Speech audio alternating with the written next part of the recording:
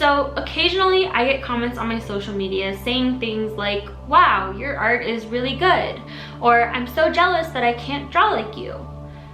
And while part of me is always really flattered by these comments, I'm always left thinking, what's stopping you? What's stopping you from making art like me? And better yet, what's stopping you from making art like you? You see, any artist will tell you that the secret to improving is to practice. Practice, practice, practice. We've heard it all before. But what they don't tell you is that you have to expect to make a lot of bad art in the process. If you want to make good art, you have to make bad art too. Now, I'm not saying that my art is perfect, and in fact, it's far from it. My art is riddled with flaws, some that even the most hypercritical YouTube viewers don't see. But I know that what I'm doing is the only thing that I can do to improve, and that is to make bad art.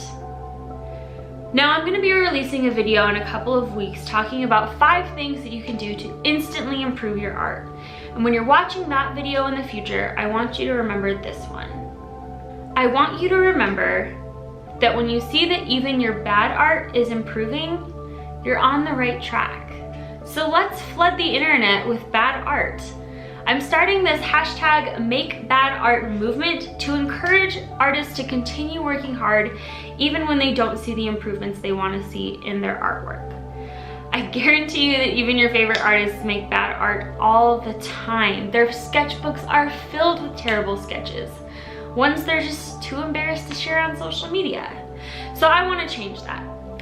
I'm going to be showing you guys some of my bad and embarrassing artwork, and I'm going to be posting it on social media, and I encourage you to do the same. So use the #MakeBadArt and tag me on Twitter and Instagram and wherever. I'm everywhere, so all the links are down below. I want to see your bad art. Let's empower ourselves to continue making bad art, because it's the only way we're going to learn how to make good art.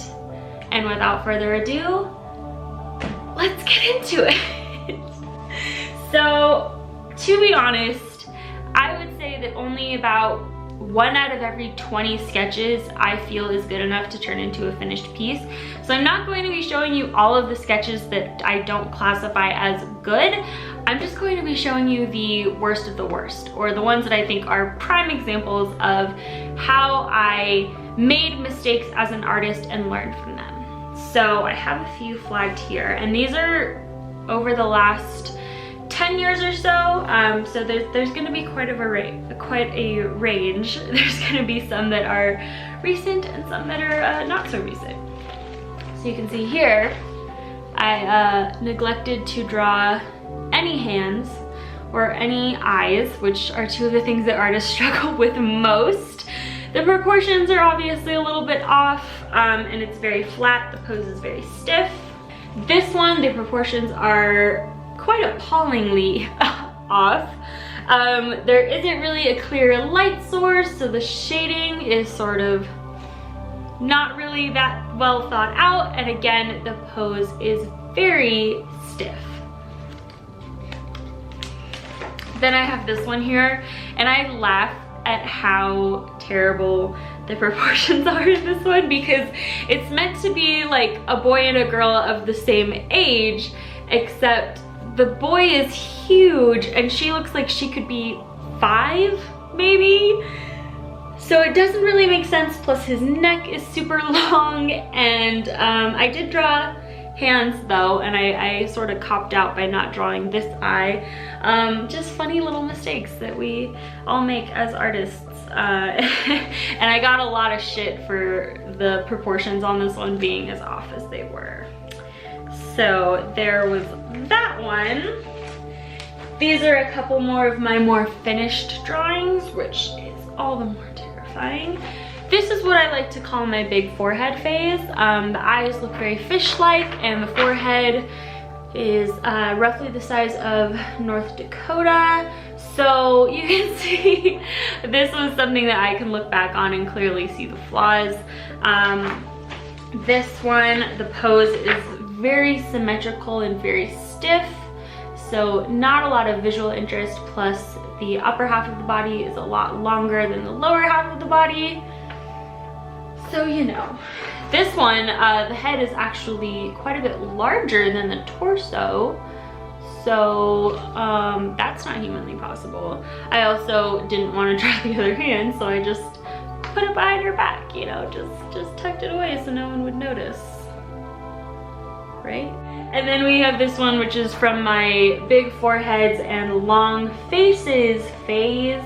Again, the pose is just very stiff, and my line work wasn't that great, so my characters just look like they're always standing like this, which hopefully I've improved on.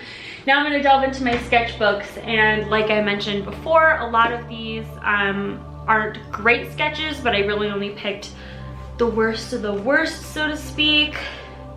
This one, the pose is a little off, but her eyes were what was most jarring to me. They take up way too much of her face.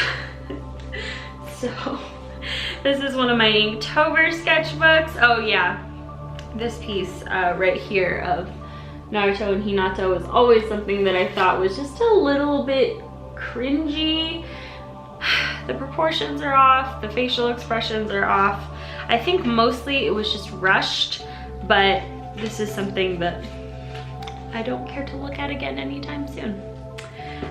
This one I believe is from a couple years, maybe a year and a half ago. This is a brush pen doodle that the proportions just got a little wonky. My lines weren't very well thought out or very controlled. Like her eyes are two different sizes, her face looks a little skewed, that sort of thing. And it's good to have those loose sketches that you do just with pen. You are more likely to make mistakes that way, but sometimes it's good to just let yourself make mistakes and get it out of your system. This is another one of those cases where I worked with pen, and the anatomy here just was very weak and disproportionate, so I abandoned that sketch shortly after starting it. This was actually a fairly recent sketchbook of mine. You can see another pen doodle that I just straight up gave up on. It was not going the way I wanted to, so I just moved on. Here is another one that I just abandoned because everything wasn't really turning out the way that I wanted to. The proportions were off, the pose was stiff, the face was a little skewed. So you can see that there's common mistakes across the board, but they're still getting better even though I still don't like them. So when I look at a piece like this one and say that it's bad, it's actually for much different reasons than this one is bad. You can see that this one is definitely better, but there are still flaws that I am working to overcome. Then I have my current sketchbook, my most recent sketchbook, and there was actually quite a few in here that I thought weren't that strong. The first of which being this one, because the face is disproportionately long and a little unsettling to look at. So this was one where I was a little embarrassed by it at first, but honestly, it was a step in the right direction because at least I'm drawing and at least I'm improving. This was another one that I was not a fan of. It was sort of far from the direction that I had initially anticipated in going. And I tried to kind of work with it, but you can see even now I lack confidence in drawing arms and hands. So that is something that I'm trying to get better about, but I am trying to make my poses more dynamic and my style choices a little bit more unique. So the last one in here is this one, which again was just a pen doodle, and it's particularly this drawing right here. I'm usually pretty good at drawing faces, but some days you just have off days and you can't seem to get it right. So I wanted to share some of my bad artwork with you guys to show you guys that even I make artwork I'm not proud of. In fact, most of the time I make artwork I'm not proud of.